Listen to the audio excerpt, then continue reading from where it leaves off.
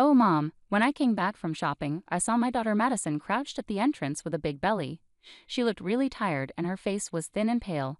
Her eyes were a bit unfocused as she looked up at me. Next to her, a little child was holding on tightly to Madison, calling Mom, Mom. I realized this child was my granddaughter, Harper. I brought them both inside and asked what happened. Madison told me that her husband, Stephen, got frustrated because she couldn't move around much during her second pregnancy and had left them in front of the house. Madison was clearly in her last month of pregnancy and needed care. Even though the days were sunny and warm, the wind was cold.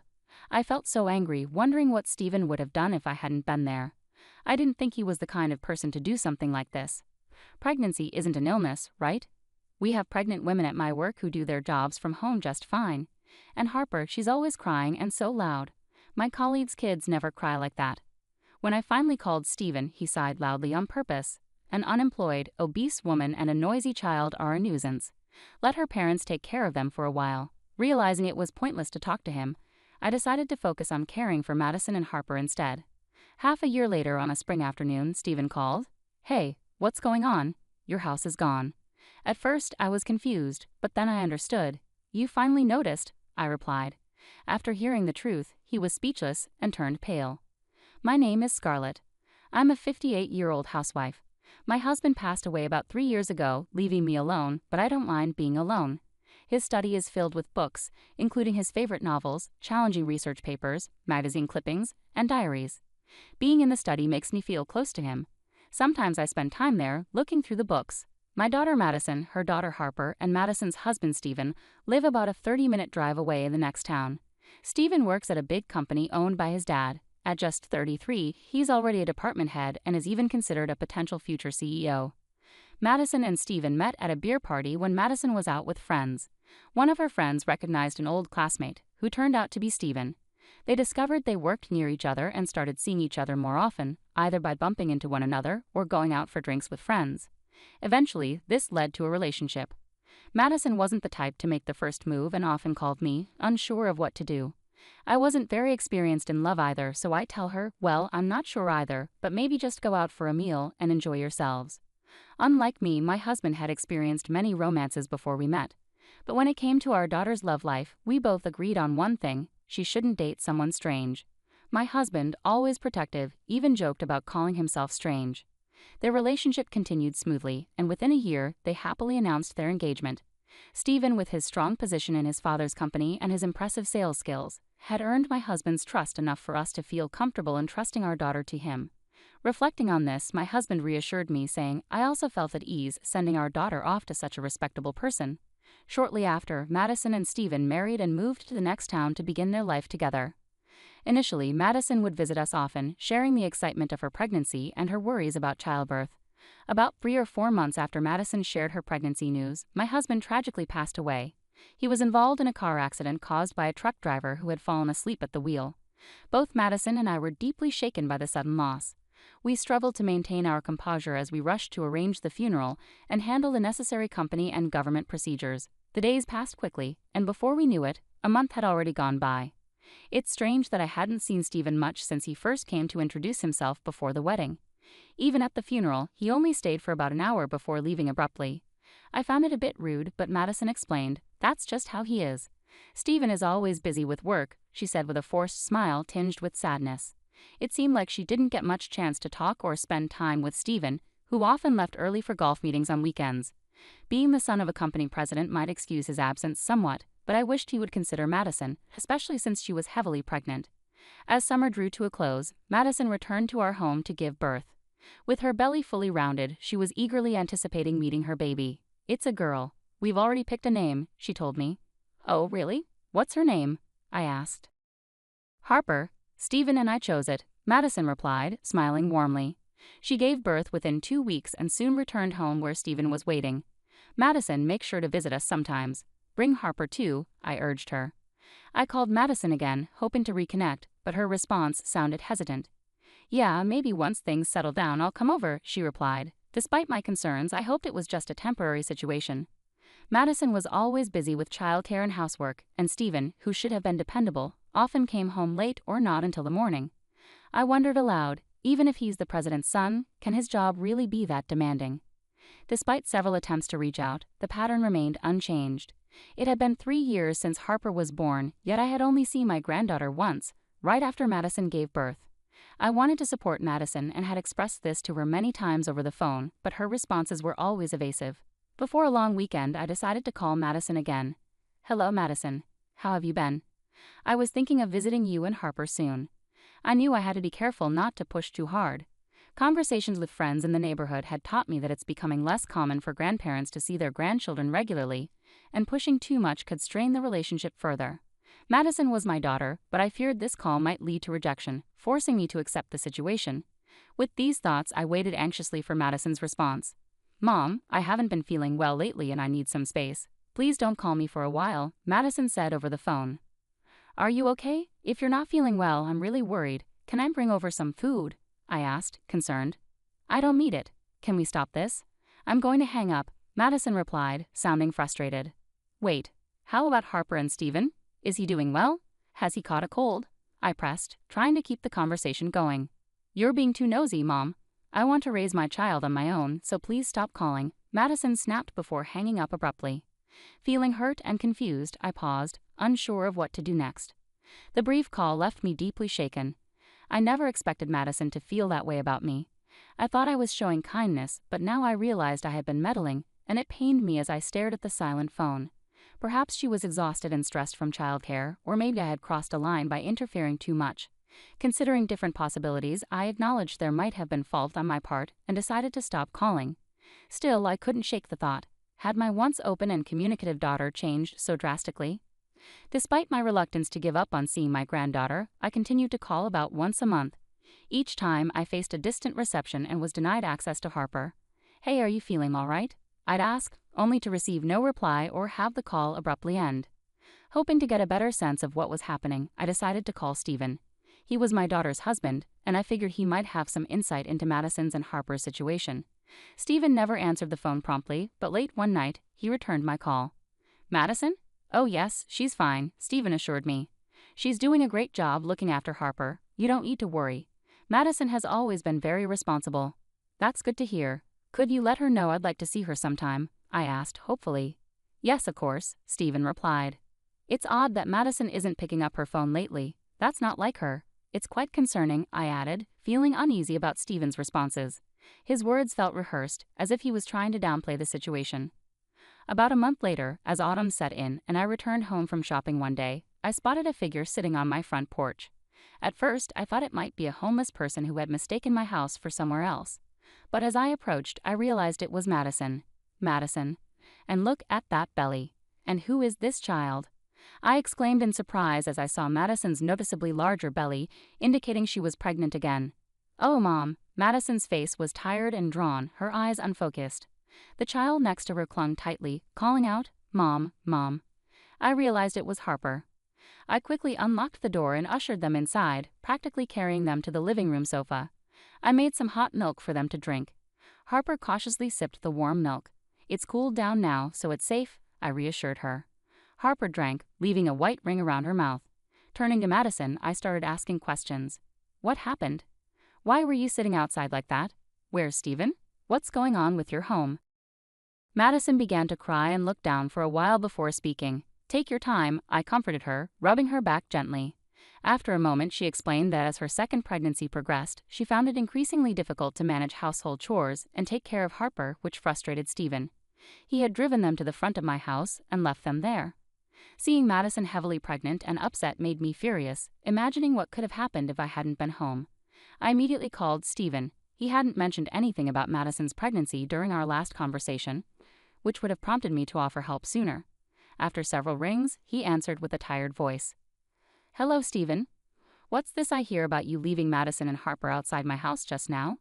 I asked, my tone filled with anger and concern. Steven replied casually, "Well, that's how it is.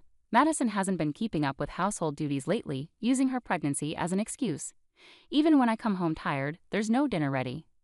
I was taken aback by his nonchalant response, feeling a mix of disbelief and disappointment. "Not helping because you think it's all Madison's job. Don't you think you should be supporting your wife?" I challenged Steven, my voice tinged with disbelief. "Why should I help?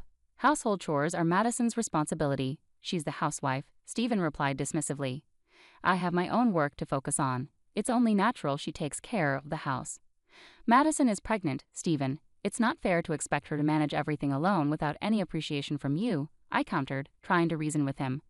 Pregnancy isn't an illness. Many pregnant women work remotely just fine at our company. And as for Harper, all kids have their moments. Comparing her to someone else's child isn't fair. Stephen sighed dramatically over the phone. An overweight wife and noisy kids are a hassle. Let the parents deal with them for a while. At that moment, I realized it was pointless to continue the conversation. Fine by me, I said firmly, hanging up. Stephen's mocking laughter lingered in my ears before the call ended. Suppressing my anger and frustration, I focused on what truly mattered, taking care of Madison and Harper. Harper's clothes were stained with food and juice spills, turning into little spots. Her hair also had a faint smell, so my first priority was giving her a bath. The spare clothes in the carry case were slightly dirty too. We'll need to go shopping for new clothes tomorrow with Grandma, I told her gently. 3-year-old Harper was chatty, talking nonstop about her favorite foods, picture books, and characters from her favorite kids' show. Meanwhile, Madison looked exhausted and worn out from the strain of managing everything on her own. She could barely move from the couch. Quickly, I prepared fresh sheets and set up a bed in an empty room upstairs for Madison to rest. She looked worn out, with rough skin and disheveled hair, which made her look quite pitiful. Call me if you need anything at all. I'll take care of Harper, so you just focus on resting, okay? I assured Madison. She nodded gratefully and soon fell asleep, finally able to relax. The next 1 to 2 weeks were spent nursing Madison back to health and caring for Harper. Spending time with my granddaughter, whom I hadn't seen much until then, was incredibly fulfilling and not at all burdensome. It was difficult for me to resist when Harper would plead, "Please buy it," with that sweet voice of hers. As Madison gradually recovered, she began to open up about her past. Stephen used to be kind before we got married. He respected my opinions and we would discuss everything together. Those were the happiest times. Her voice grew somber. But after we married, he changed. He started giving orders, saying things like, "You can't rely on your parents. You have to manage all the housework perfectly." I just accepted it all. She shared that she was allowed to come back to her parents' house when Harper was born. Looking back, it felt like I was being manipulated, controlled. He even told me once that I shouldn't rely on you, Mom.